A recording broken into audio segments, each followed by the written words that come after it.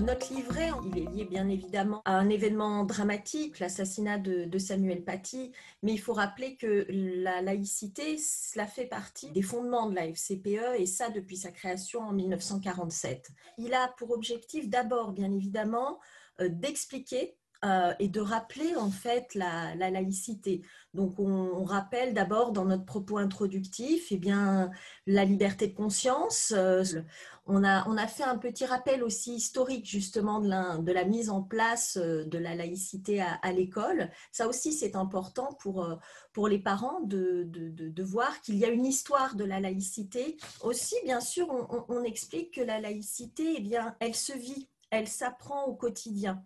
Il y a un élément essentiel qui doit être partagé, c'est la charte de la laïcité. Donc là aussi, on rappelle bien que la faire vivre, c'est l'expliquer aux parents, à tous les usagers de l'école, que ce soit les élèves, que ce soit aussi tous les personnels. Et donc, il y a cette charte qu'on remet en avant. Et ensuite, eh bien, on évoque quelques petits points qui peuvent parfois interroger, interpeller les familles et qui peuvent parfois créer des incompréhensions. Des petits exemples, il y a la liberté pédagogique, l'assiduité au cours, aussi la question de la restauration scolaire. Il y a la neutralité des élèves, les rappels de la loi de 2004.